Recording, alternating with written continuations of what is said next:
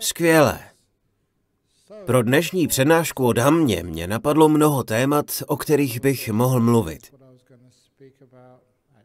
Vlastně jich za stolik není. Respektive je úplně jasné, o čem bych měl dnes večer mluvit, vzhledem k tomu, že jde o problém, který je nám všem společný. Pocítil jsem jej i já, ale podařilo se mi jej zvládnout meditací. Jde o únavu. Někdy před 3, 4 nebo 5 lety, nepamatuju si to přesně, to je ten problém, když mniši žijí v přítomném okamžiku. Netrpíme demencí. Trpíme syndromem života v přítomnosti. Tedy moc nepřemýšlíme o minulosti ani budoucnosti. Když se mě zeptají, kdy to bylo, řeknu, někdy v minulosti, nevím kdy přesně. Není to tím, že bych si to nechtěl pamatovat. Je to jen efektivní způsob fungování mozku, žít v přítomnosti a ne v minulosti. Tedy před několika lety jsem vyučoval v zahraničí, což dělám často, a pozvali mě na celodenní seminář pro mládež do Kuala Lumpur. Byla to velmi zajímavá událost pro asi 400–500 mladých lidí ve věku 15 až 25 let. Probíhaly tam různé zajímavé věci. Například se ptali účastníků na jejich nejobtížnější emoci. Bylo jim mezi 15 a 25 lety, šlo převážně o čínské buddhisty v Kuala Lumpur v Malajsii. Co je pro ně v životě nejtěžší? Odpověděli, že únava. To bych nečekal. Ale jakmile to řekli, bylo mi jasné, proč jsou mladí, dospívající lidé mezi 15 a 25 lety tak unavení. Jen si vzpomeňte na dobu, kdy jste byli mladí, jaký byl na vás vyvíjen tlak. Musíte se ve škole dobře učit. Rodiče, učitelé, kamarádi vám říkají, že je to velmi důležité. Musíte precizně dělat domácí úkoly a mít dobrý prospěch. To je problém mladých lidí. Rodiče mi možná budou mít za zlé, ale já mladým lidem fandím. Nezáleží totiž tolik na školních známkách. Daniel Goldman v knize o emoční inteligenci zjistil, že známky, které dostanete ve škole nebo na univerzitě, stejně jako diplomy, se v životě, pokud jde o úspěch, zas až tak nepočítají. Úspěch není zaručen tím, že se vám daří ve škole, je dán něčím jiným. Zrovna včera jsem se ptal lidí v Singapuru, když jsem se tam stavoval cestou z Thajska, že pokud vaše dítě dostane ve škole F jako 5, víte, co ta 5 znamená? Já jsem byl taky učitelem. F znamená fantastický. E jako 4 znamená excelentní. Ale A jako 1 znamená arrogantní. Ti, kdo jsou pyšní na to, že dostávají Ačka a jedině Ačka, právě ti bývají osinou v zadku, ne? Bývají na myšlení, dostal jsem Ačko. Takže já dávám přednost Fkům, fantastickým, Ečkám, excelentním. Protože potom nevyvíjíme takový tlak na úspěch v soutěži o dobré známky nebo o místo na dobré univerzitě. Podívejte se na mě. Získal jsem místo na jedné z nejlepších univerzit a co se mi stalo? K ničemu mi nepomohlo, že jsem šel na Cambridge. Mohl jsem zrovna tak jít na nějakou obyčejnou školu nebo třeba na žádnou. Ve skutečnosti je to tak, že kdybych nešel na Cambridge, pravděpodobně bych se stal mnichem ještě dřív. To by bylo fajn, ale tohle se v životě stává. Něco vás to naučí. Když už jsme u toho, já často a rád odbíhám od tématu. Jedna z nejdůležitějších událostí mého studentského života, která mě přiblížila k tomu, abych se stal mnichem spíš než akademikem, byla... V té době jsem si ještě neuvědomoval, jak to bylo důležité, ale když se ohlédnu zpět, vidím klíčové momenty, které nasměrovaly můj život. Byl jsem buddhistou už na univerzitě. Byli tam i jiní buddhisté, přesto jeden z mých nejlepších přátel byl křesťan. silně praktikující křesťan. Později se stal hippíkem, ale tehdy to každopádně byl velmi silně věřící křesťan. Jednoho dne mi řekl, že s partou přátel v kurzu biblických studií začali jednou týdně docházet jako dobrovolníci do místní nemocnice pro lidi s duševními poruchami a nabídl mi tuto možnost. Nejprve se mi do toho moc nechtělo. Cítil jsem však, že když nepůjdu, zradím svůj tým, buddhisty. Takže jediný důvod, proč jsem šel pomáhat, bylo moje ego, má pýcha. Když to zvládnou křesťané, tak buddhisté taky. Jen o to šlo. Zcela upřímně, šel jsem tam jen proto, že šel on a tím pádem jsem musel i já. Stala se však zvláštní věc, jako mnohokrát v životě. Uděláte něco z nějakého důvodu a pak se objeví jiné důvody, které začnou převažovat a změní váš život. Ti křesťané tam chodili 2 nebo 3 týdny a odpadli. Já tam nakonec vydržel 2 roky. Každé odpoledne na Cambridge jsem si zorganizoval lekce a program tak, abych tam mohl docházet. Zbožňoval jsem to. A přemýšlel jsem proč. Proč mě to bavilo? Pomáhal jsem při pracovní terapii pro lidi s Downovým syndromem. Bylo neuvěřitelné vidět emoční inteligenci, kterou ty děti měly. Ani ne děti, spíše už mladí muži a ženy. Ačkoliv jsem tehdy pojem emoční inteligence neznal, bylo to přibližně v letech 1969 až 71. Byli zkrátka velmi senzitivní v oblastech, ve kterých jsem sám neměl žádnou zkušenost.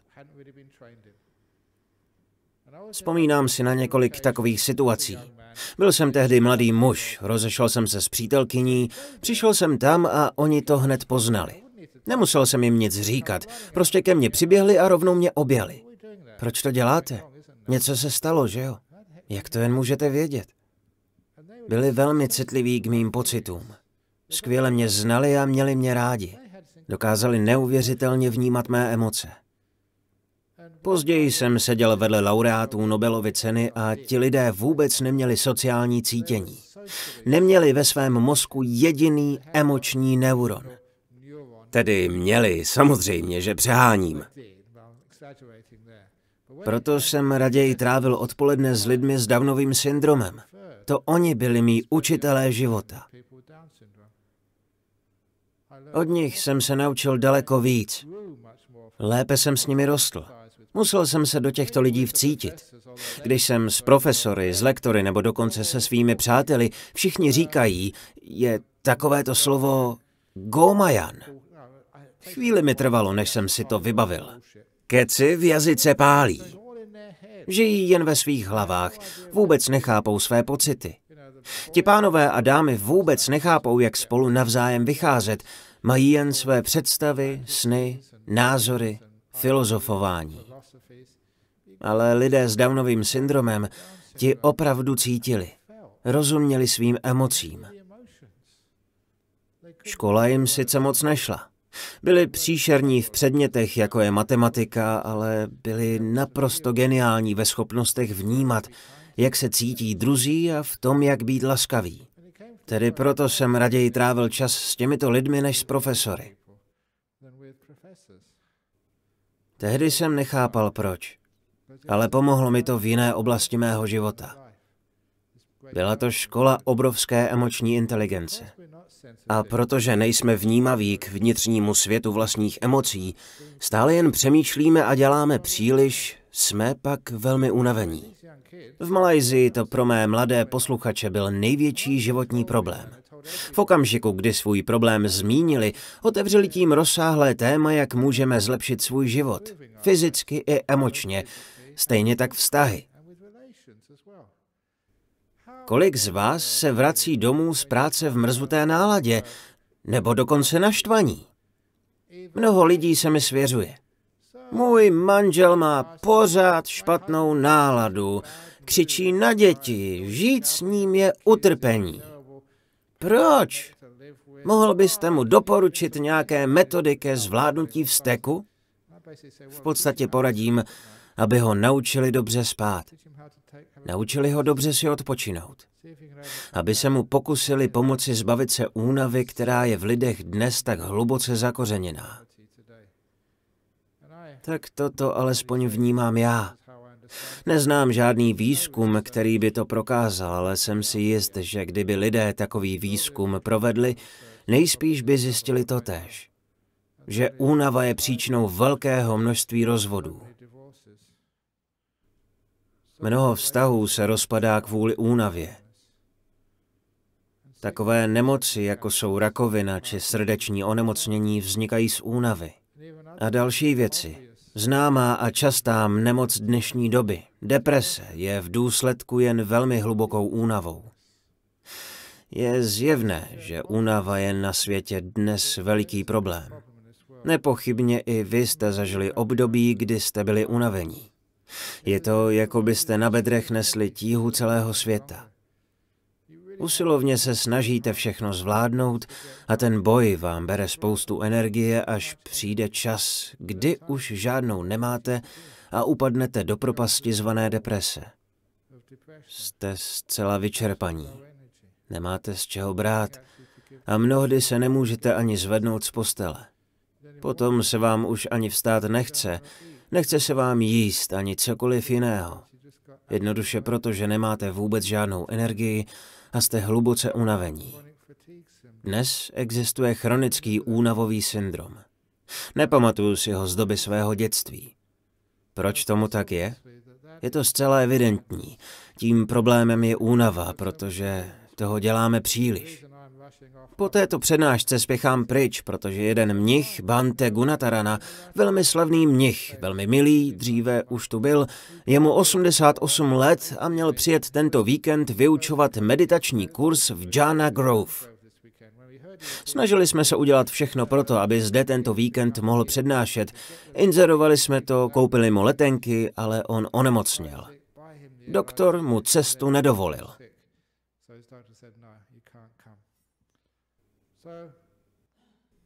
Na koho to padne? Na toho nahoře. Takže kurz budu učit já. Měl jsem tento víkend v plánu odpočívat. Vrátil jsem se z dlouhé cesty z Thajska, kde jsem učil spoustu hodin, a v pondělí hned ráno zase odjíždím učit do Koreji. Teď jsem si měl odpočinout. Jsem opravdu unavený. Měl bych být vyčerpaný. Ale když jste dlouho mnichem a meditujete, naučíte se jednu věc. Vyrovnat se s únavou tak, abyste nebyli v depresi, podráždění ani zlí, abyste neměli emoční nebo fyzické problémy. Jak se můžeme v dnešním světě s únavou vypořádat, když dnes musíme dělat spoustu věcí, pravděpodobně daleko víc než naši předci? Jak tedy únavu zvládnout? Za prvé, jste-li unavení, nemůžete si dovolit trápit se tím, co bude. Nemáte energii na zbyt. Když mám hodně práce, raději se vůbec nedívám do diáře. Kdybych se tam podíval, tohle se nedá zvládnout. Ostatní mniši se mě ptají, jak to můžeš zvládnout? Nedívám se do diáře, žiju pouhou přítomností. Kolik energie vyplýtváte tím, že se trápíte, že něco nezvládnete? Já tohle nikdy nedělám, protože vím, jak by to bylo strašné. Vykládal jsem dnes jednomu mnichovi, protože jsem byl unavený, jak jsem jako mladý mnich v Thajsku putoval od kláštera ke klášteru a cítil ohromnou svobodu. Jednou jsem celý den cestoval, vyrazil jsem hned po obědě, který býval v 9 ráno, a to bylo pro ten den vše. Celý zbytek dne jsem jel v horku thajským autobusem. Ale ne jako dnes. Dneska jsou thajské autobusy fantastické. Někomu to tak nemusí připadat. Tenkrát však před 40 lety měli autobusy úzká, rozpálená sedadla, na kterých místo 2 seděli většinou 3 lidé a slepice nebo prase nebo kdo ví co. Po dlouhých hodinách mačkání jsem se konečně dostal do dalšího kláštera. Pamatuji si, že to bylo ve 3/4 na 6 večer. Šel jsem se ubytovat a byli tam 2 mniši. Řekli mi, že tam mohu zůstat, ale že mám 15 minut na osprchování, protože v 6 začíná pro všechny 4hodinová meditace. Bez přestávky. Cože? Celý den jsem na cestě, jsem unavený, tohle nezvládnu. Pak se ale projevila moudrost, kterou jsem získal svou praxí. Myslím, že nedávno jsem vám vyprávěl ten známý příběh o tom, jak jsem vozil kolečka s hlínou. Pokud jste ho ještě neslyšeli, je v knize Kráva, která plakala, jedné z mých prvních knih. Je o tom, jak jsem jako mladý mnich převážel v kolečkách hlínu z místa na místo 3 dny od 9 do 9, protože si to přál můj učitel. Byla to těžká práce, opravdu dřina, ale mě to nevadilo. Byl jsem zdravý a fit, stejně jako teď. Když bylo hotovo, Ajahn Chah odjel do jiného kláštera. Druhý mnich, který je tam teď opatem, nám řekl: dali jste hlínu na špatné místo, přesuňte ji. Tedy další 3 dny těžké práce. Dalo se to zvládnout, ale byl jsem špinavý, spocený a poštípaný od komárů. Nemůžete je od sebe odhánět, když máte v obou rukou kolečko. Potíte se a komáři si na vás při takové práci pěkně smlsnou. Po 6 dnech bylo konečně hotovo. V noci se můj učitel Ajahn Chah vrátil a ráno nám řekl: proč jste tu hlínu dali sem? Řekl jsem vám, abyste ji dali tam. Převezte ji. Následovaly další 3 dny těžké dřiny v džungli plné komárů. Už chápu, jak bylo lidem, kteří pracovali během 2. světové války pro Japonce. Vážně. Museli dřít, byli podvýživení. My taky. Měli byste vidět moje tehdejší fotky, nepoznali byste mě. To, že jsem dneska trochu tlustý, vyvažuje to, jak jsem vypadal v mládí. Je to fér. Každopádně tvrdě jsem pracoval. 6 dnů práce bylo za mnou, další 3 dny dřiny přede mnou. Začal jsem si stěžovat. Byl jsem vyčerpaný, unavený, měl jsem dost. Bylo dobré, že tam tehdy nebyl skoro nikdo ze západu. Jen mniši z Thajska nebo Laosu, takže jsem mohl nadávat anglicky. Myslel jsem si, že mi nikdo nerozumí. Ačkoliv neuměli ani slovo anglicky, poznali z řeči mého těla, jak trpím.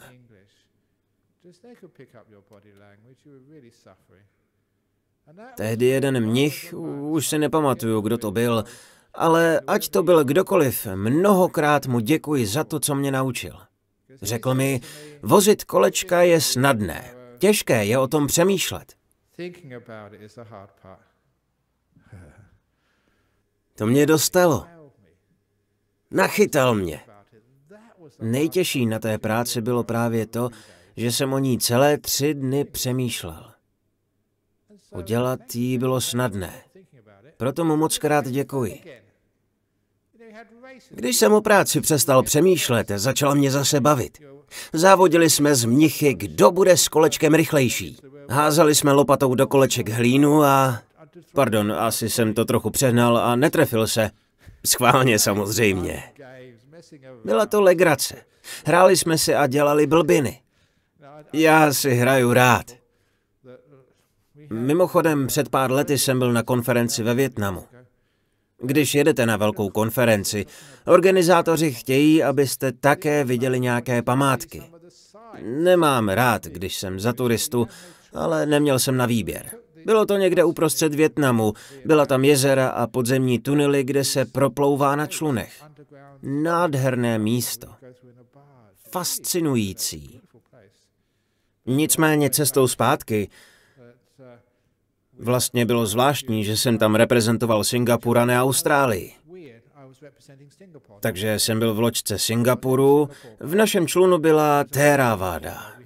Byl tam ještě jeden člun Singapuru, ve kterém byli mniši mahajánské tradice. Mrkl jsem na ně a řekl: dáme závod. Kdo je lepší, Theravada nebo Mahajána? Jsou to dva směry buddhismu, tak jsme závodili. Mahajána proti Theravádě. Byl jsem v posádce Theravada a pádloval jako o život. Mniši z Mahajány taky dělali, co mohli a chtěli vyhrát. Samozřejmě zvítězila Theravada. To je jasné, pokud je vám o buddhismu něco známo. Stoupenci Mahajány jsou totiž bodhisattva, dají přednost druhým, i když jde o dosažení osvícení, takže nás vyhrát nechali. Je to jejich tradice. Tak to si hrajeme. Mniši mají spoustu zábavy. Občas děláme hlouposti, ale je to legrace. Někdy bývá náboženství až moc vážné. Ale já jsem v tomto rebel. Každopádně tehdy v Thajsku jsem se naučil, jak se bavit, protože jsem byl vyčerpaný vožením hlíny. Ale místo, abych o tom přemýšlel, jsem prostě jen vozil hlínu. Únava pak úplně zmizela. Stejně jako dnes večer. Když přestanete přemýšlet o budoucnosti, co by se mohlo stát, únava zmizí. Většinu energie totiž promrháte přemýšlením.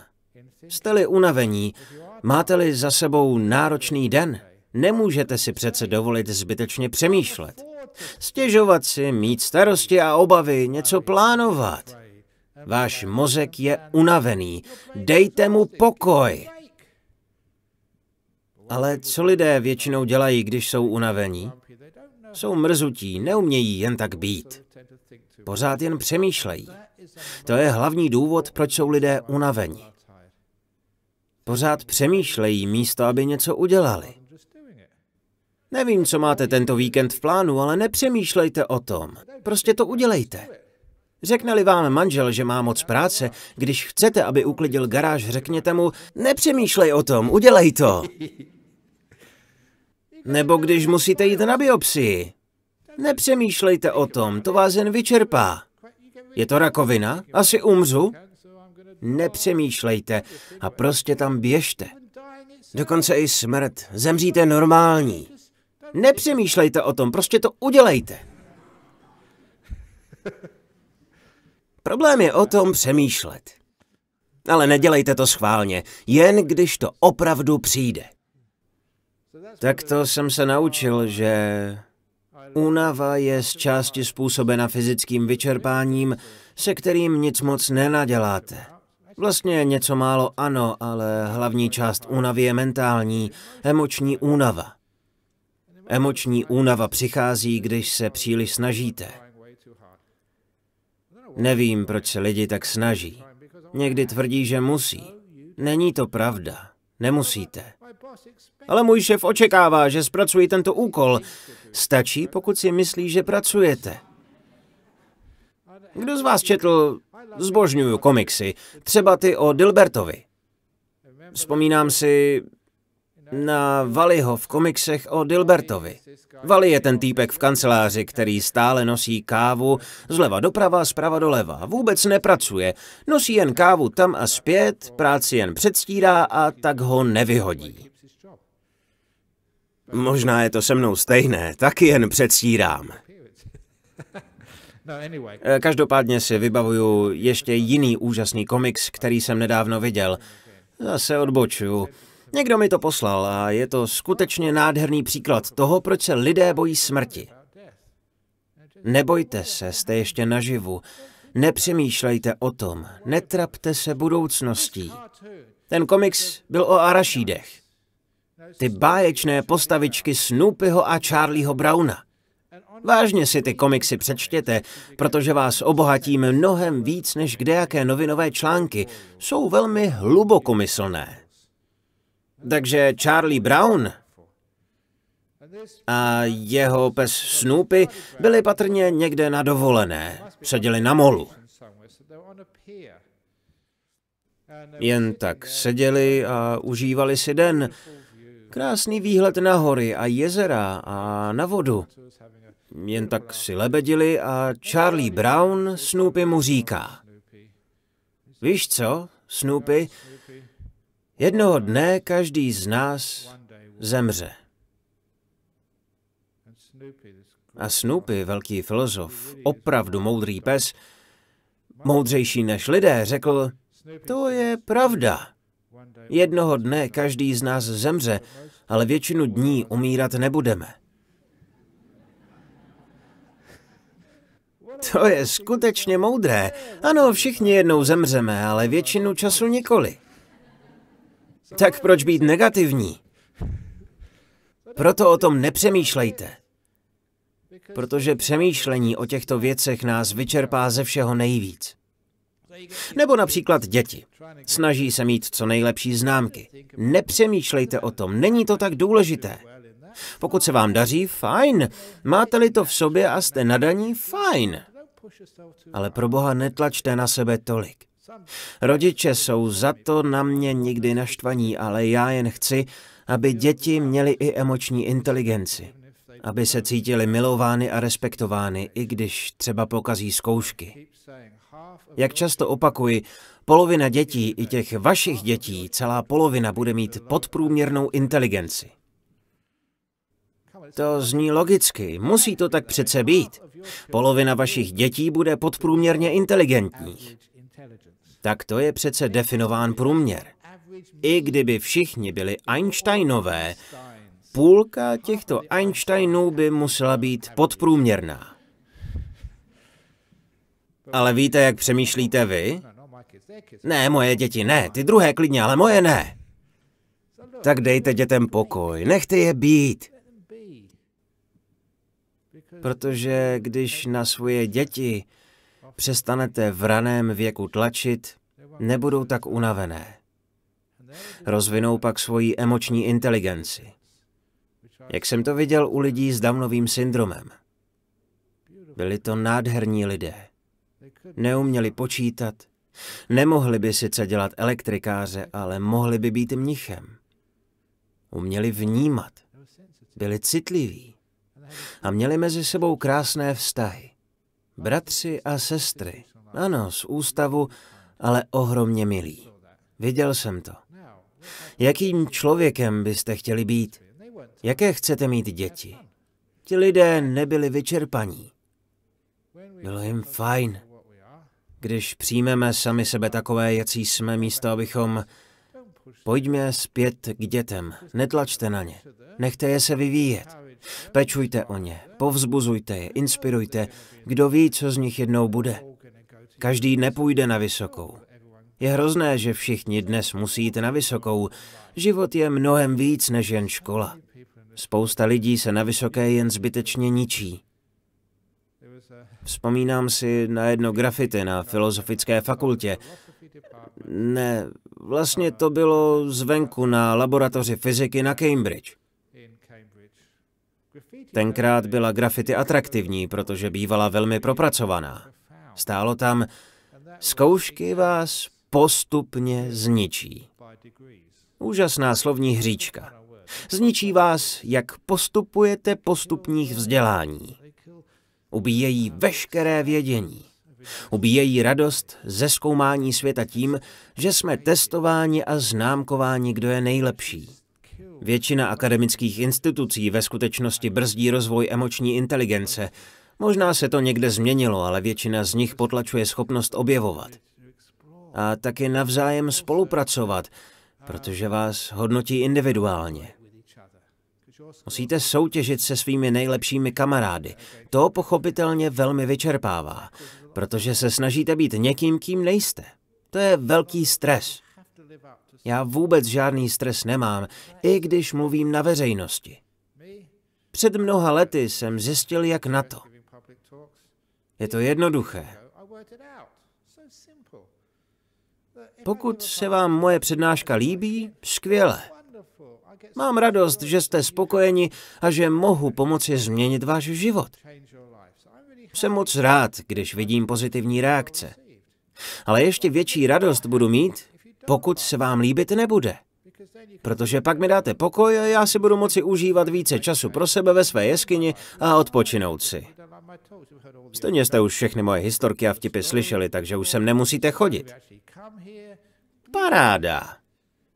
To je můj trik, to je moje strategie, ale nefunguje. Popsal jsem všechny svoje příběhy v knihách, abyste sem už nemuseli chodit. Vyprávím je pořád dokola a doufám, že vás unudím k smrti a už nepřijdete. Ale nefunguje to. Chcete stále další, musíte být masochisti. Ale teď vážně, jde o to, že je mi to jedno. Tak nebo tak, život bude dobrý, ať již máte úspěch nebo ne. Problém je ale tlak, který je na vás vyvíjen. Máte o úspěchu jen jedinou představu.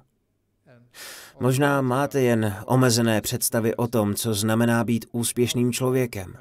Já se pokouším tyto představy o úspěchu v životě rozšířit. Mohli byste žít třeba na ulici, ale žili byste šťastný život.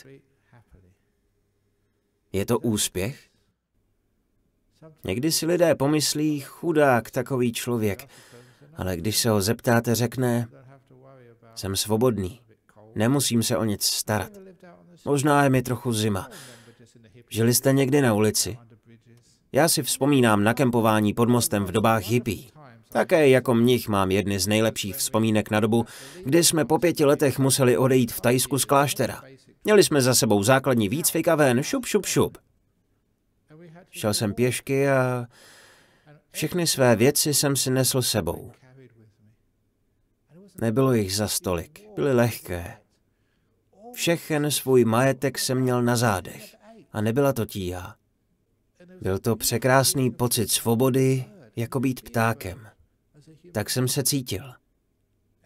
Na každé křižovatce jsem mohl jít, na kterou stranu jsem chtěl. Necítil jsem žádný tlak. Nikam jsem nemusel. Neměl jsem žádné úkoly, žádné termíny, žádné schůzky. Jen jsem si řekl, tam je to pěkné, tam jdu. Bylo to úžasné. Mohl jsem spát kdekoliv, v rýžovém poli, v ohradě. Můj učitel říkal, že nejlepší místo na spaní pro mnicha je hřbitov. Tajci se totiž hrozně bojí duchů. Proto jsem tam měl zaručeně klidný večer. Kdekoliv jinde by mi byli v patách a na něco se ptali. Takže hřbitov bylo moje oblíbené místo na spaní. Všichni ostatní tam také spali. Všichni ti mrtví. Bylo to pěkné místo. Každopádně necítit žádný tlak byl skutečně krásný pocit. Obrovská svoboda. Ráno jsem se vydal do kterékoliv vesnice a vždy dostal něco k jídlu, nějakou almužnu. Neměl jsem žádné starosti. Nepotřeboval jsem ani peníze. Stačila miska na jídlo. Byl to nádherný pocit svobody. I když jsem chodil velmi daleko a bylo horko, nebyl jsem vůbec unavený. Myslím, emočně. Protože jsem o ničem nemusel přemýšlet. Nebylo ani nad čím. Nad čím tak přemýšlíte? Máte starosti s tím, kde musíte být, uvažujete, jak se tam dostanete. Starostmi o budoucnost ztrácíme spoustu času a energie. Proto pokud chcete překonat únavu a dělá vám to problémy, naučte se prosím používat mysl efektivně. Žít život je lehké. Přemýšlet o něm je těžké. Žít s partnerem je lehké, ale přemýšlet o tom vás dovede k šílenství. V Thajsku jsem pořád slyšel, můj muž na mě pořád křičí a je nepříjemný.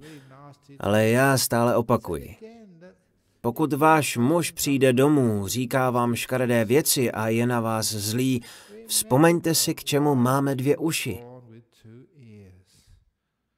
Jedním uchem tam, druhým ven. Neposlouchejte ho. Protože když to budete držet v sobě, budete o tom přemýšlet. Pusťte to hned z hlavy. Tajemství překonání únavy totiž spočívá ve schopnosti pustit z hlavy všechny ty zbytečnosti. Přestat o věcech přemýšlet a prostě je udělat. Nepřemýšlet o budoucnosti. To vás vyčerpává. Tyto starosti a nechte je plavat, co už se stalo. Nevím, jestli jsem vám už povídal o tom, jak jsem nedávno dostal úžasný kompliment. Před pár týdny jsem jako každý rok navštívil Sdružení onkologických pacientů. Začínali v takovém starém domě v Cottesloe, ale vláda západní Austrálie pak naštěstí investovala hodně peněz do vybudování velikého kampusu. Najdete tam různá sdružení pro všechny možné druhy rakoviny. Rakovinu kůže, prostaty, rakoviny prsu a taky oddělení wellness. Vše v jednom areálu, je to skvělé. Jezdívám tam každý rok už 26 let.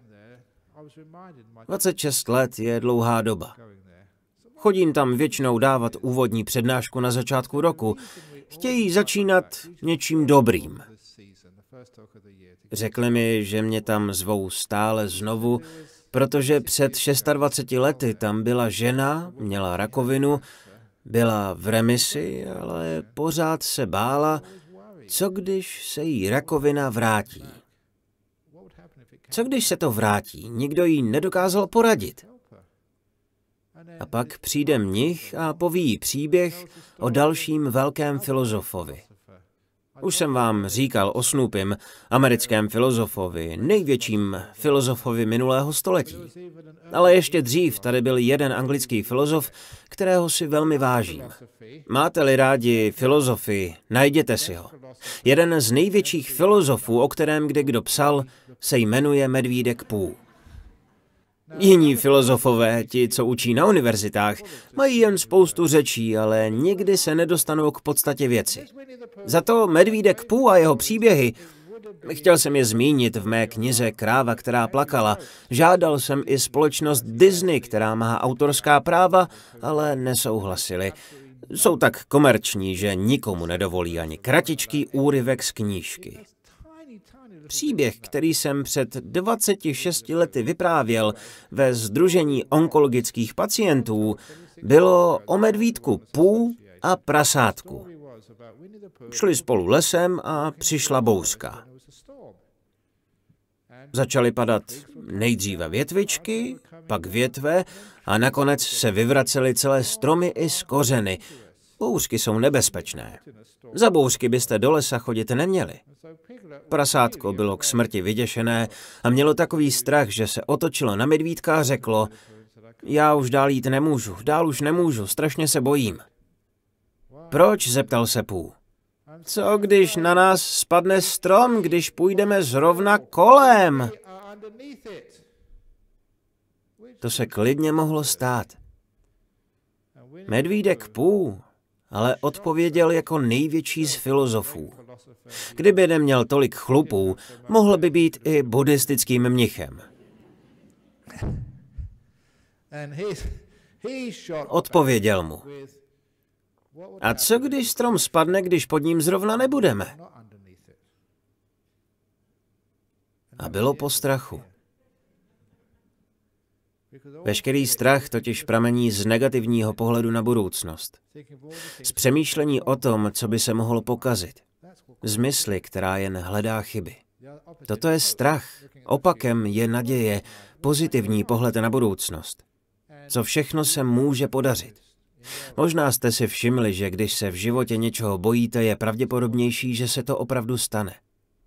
Když ale máte naději, máte větší šanci, že se splní to, v co doufáte. Takže když jsem před 26 lety té dívce ten příběh vyprávěl, odpověděl jsem tím na její obavy. Co když se rakovina vrátí? Odpověď zní: a co když se už nevrátí? A nevrátila se. Proto mě tam stále zvou přednášet. Já se vracím, rakovina ne. Pojďme to rozebrat trochu podrobněji. Je zřejmé, že pokud máte z rakoviny strach a bojíte se, co když se to vrátí? Vrátí se to, budete v napětí, ve stresu. Pak ale stres a věci, které rakovinu způsobí, jen zvětšujete. Ale když budete doufat, že se nevrátí, nebude vás to stresovat.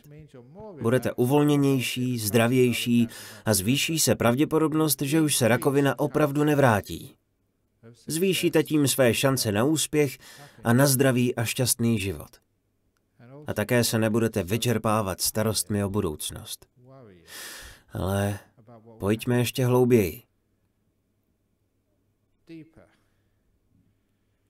Toto jsou poznatky z meditace, avšak úžasné. Lidská mysl má dvě části. Vysvětluje to, proč jsou lidé unavení. Já je nazývám ta, která koná, a ta, která ví. Pokud jste mě někdy slyšeli učit meditaci, tak to znáte. Je to velmi mocný způsob náhledu na lidskou mysl. Konající část mysli je ta, která reaguje na to, co říkám, přemýšlí o tom, posuzuje, co je dobré, nebo naopak hloupost. Této reakci se říká konat.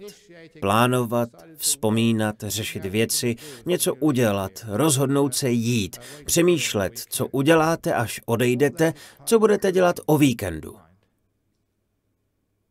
Tohle vše patří k části mysli, která koná. Druhá část mysli je ta, která ví. Pasivní vědomí, všímavost. Vnímá, že vás svědí ruka, že je v této místnosti chladno, že jsou v dálce slyšet auta. Prostě vědění.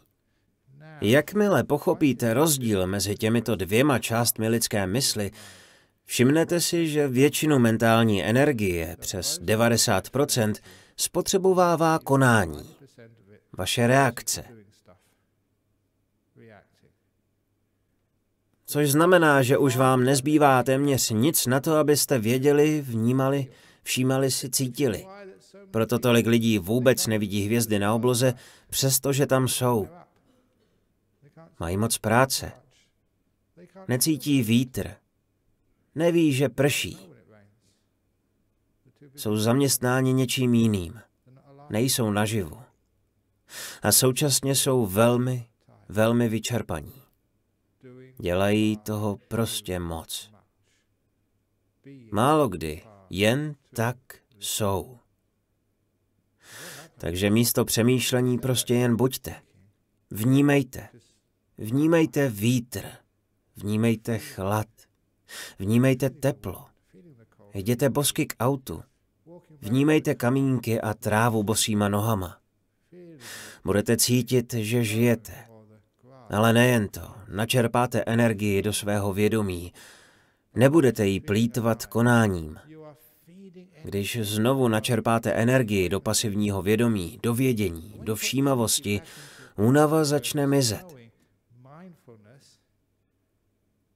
Procitnete. Psychická únava je nedostatek energie ve vašem vědomí. Vložte do svého vědomí energii a budete se cítit čilí. Dobrým příkladem je šálek kávy. Předtím, než si dáte kávu, se cítíte mizerně. Jakmile si ji dáte, úplně se probudíte, ožijete. Uvidíte věci, uslyšíte, můžete přemýšlet. Není to sice přirozená energie, ale je to energie. Teď si představte, že by to byla přirozená energie. Probudíte se, ožijete. Když je mysl nabitá energií, nabudí energií i tělo. Tak to dělám i já. Když vedu meditaci, tak většinou dávám pokyny téměř po celou její dobu, ale tentokrát jsem byl skutečně vyčerpaný. Měli byste vidět, kolik jsem měl dneska během uplynulých 2 týdnů práce. Takže tentokrát jsem během meditace mluvil asi jen 20 minut a pak jsem přestal cokoliv dělat. Přivedl jsem svou mysl do naprostého klidu. Jen jsem byl všímavý a energie se vrátila zpět. Úplně jsem ožil. Probudil se. Páni. Je to úžasné. Vnímám vítr. Slyšíte ho? Cítíte ho? Nádhera. Lidé to většinou neslyší, ale já ano. Energie se začne vracet zpět. Únava začne mizet. Na globální konferenci jsem slyšel příběh o jednom psychologovi. Je to dobrý psycholog, jen je asi trochu blázen. Je absolutně šílené, že platíte někomu za to, aby vám dal takovou radu. Jeho terapeutická metoda, mimochodem velmi populární, spočívá v tom, že k němu přijdete na terapii, dáte za to hromadu peněz a on vám poví, abyste se šli projít do přírody.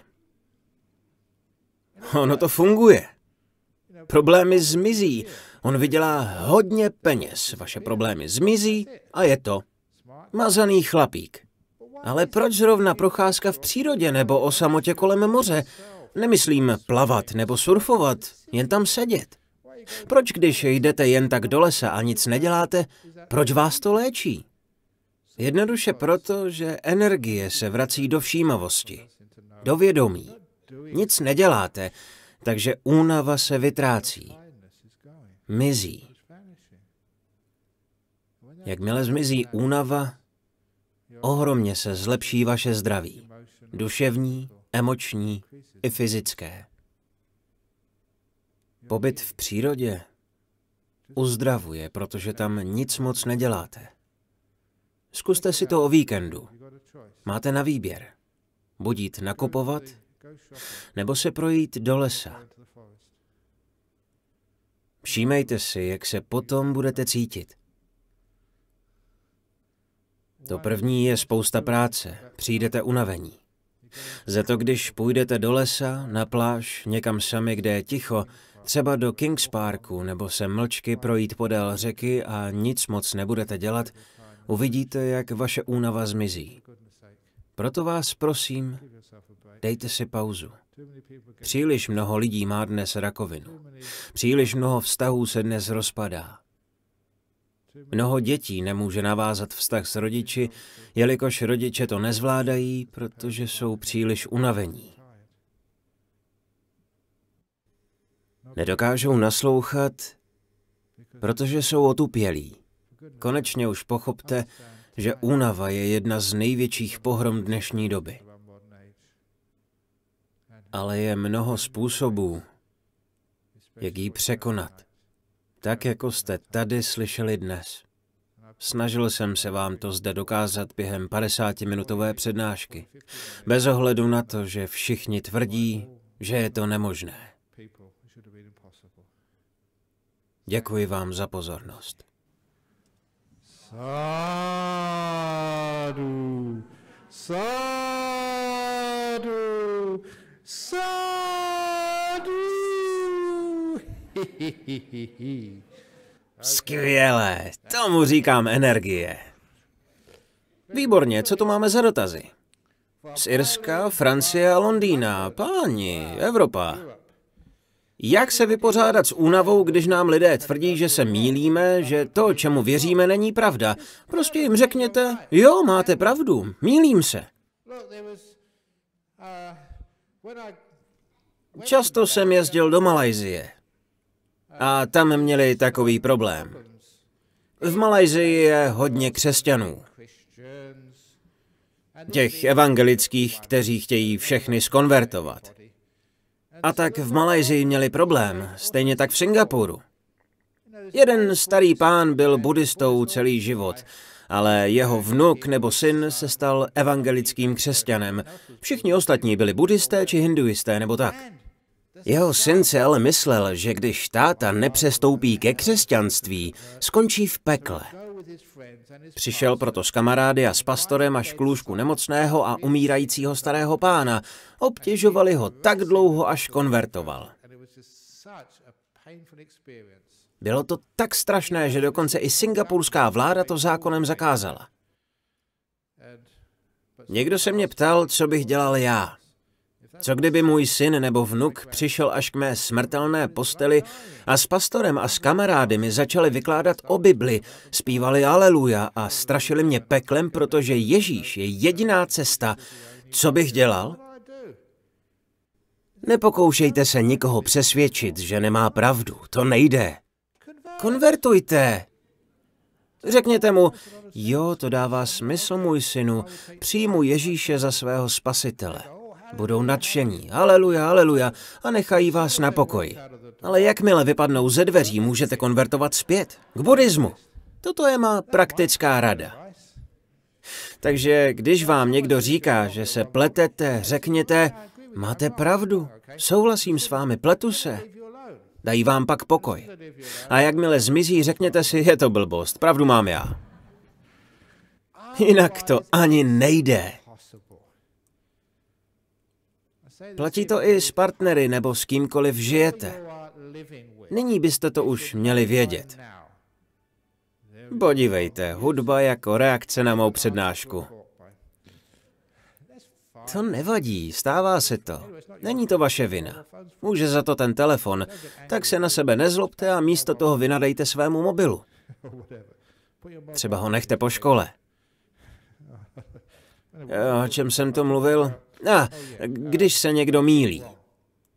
Svého partnera o tom, že nemá pravdu, nikdy a za nic na světě nepřesvědčíte. Nikdy. To byste už dávno měli vědět. Jak dlouho jste spolu? Prostě to nejde. I kdybyste byli, řekněme, německá premiérka, jak se jmenuje... Angela Merkelová. Neskutečně chytrá žena, velmi mocná. Nevím, zda je vdaná, ale vsadil bych se, že v hádce s manželem vždycky prohraje.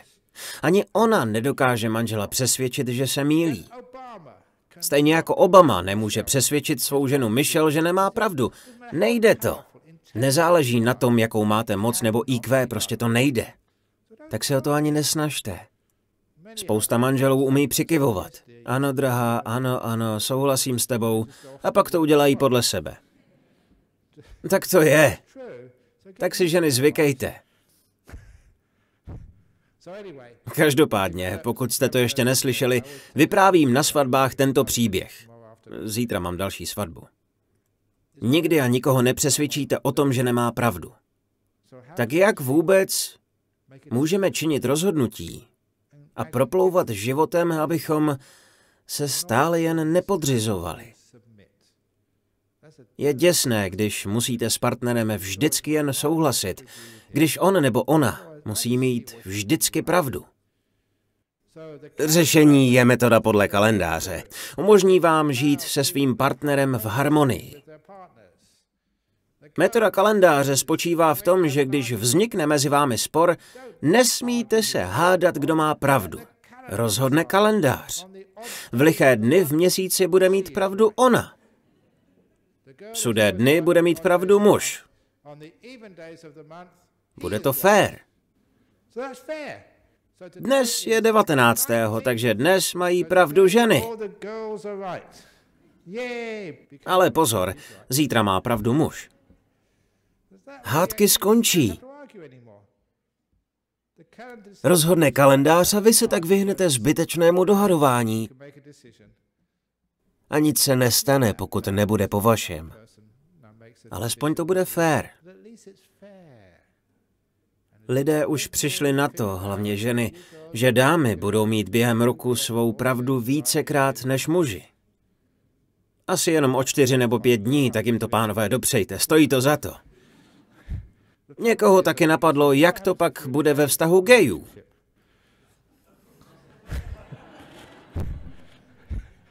Ti mě teda dostali, tam to fungovat nebude. Možná jeden den by mohli mít pravdu oba a druhý den zase nikdo.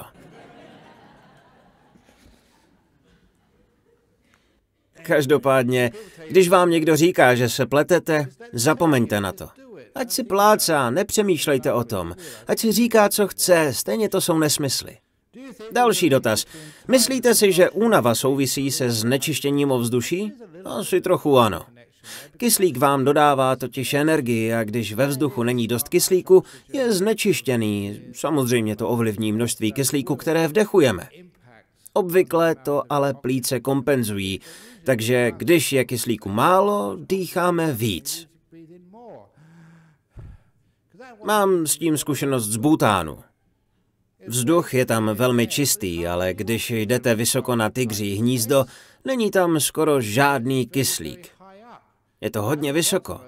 Někdo si s sebou vzal tyčinku, malou energetickou tyčinku Mars nebo tak něco. Když jste vyšli nahoru, obal se nafoukl jako balón. Ukazovali mi to, byla jak balón. Nahoře byla jiná teplota než dole a byl tam nižší tlak. Proto původní tlak ten obal tyčinky nafoukl jako balon. Bylo to vysoko a nebylo tam moc kyslíku, proto plíce více dýchaly.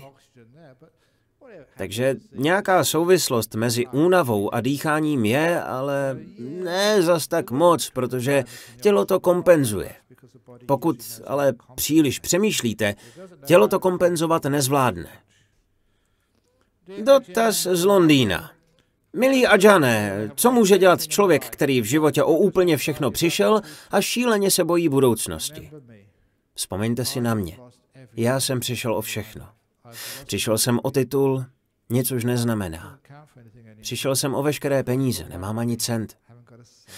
Když jsem byl mladý, nějaké peníze jsem měl. Co dalšího? Ztratil jsem přítelkyně, peníze, majetek, všechno. I svou minulost a všechny vzpomínky. Přišel jsem o všechny obavy. Přišel jsem o sociální jistoty. Nemám penzijní připojištění. Nižší mi nedovolí odejít do důchodu. Nemám nic. Co se stane, když mi zítra nedáte najíst, nebo pozítří?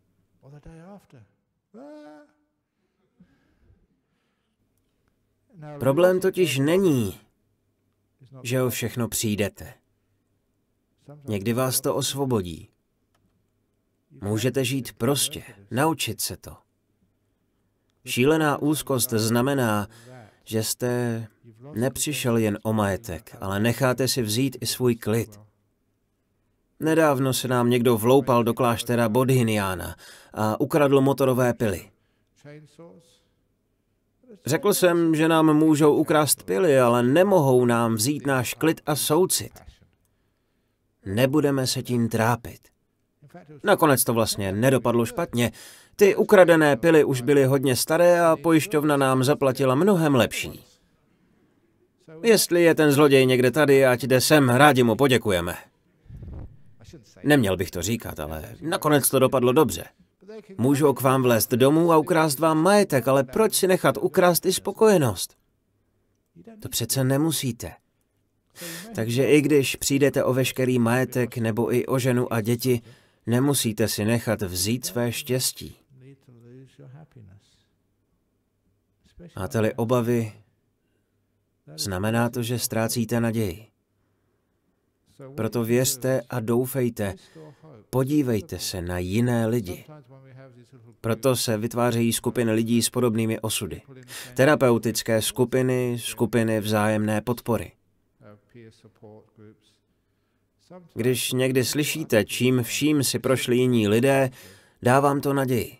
Zbaví vás to strachu a úzkosti. Naděje je v životě velmi důležitá. I když se vám třeba nedaří najít partnera, nevzdávejte to, hledejte dál. Když se budete bát, že ho nenajdete, nenajdete ho. Když budete věřit, otevřete si dveře k úspěchu.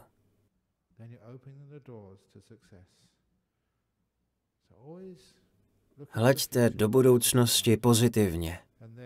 Pak vám nic nevezme naději. Kde je víra, tam je i úspěch. Takže děkuji za pozornost, je 9 hodin. Budou nějaké další otázky ze sálu? Dobře, skvěle, naschle. Teď se pokloníme Buddhovi, Dammě a Sangze. Omlouvám se za ten spěch, ale musím jít ještě učit meditační kurz do Jhana Grove.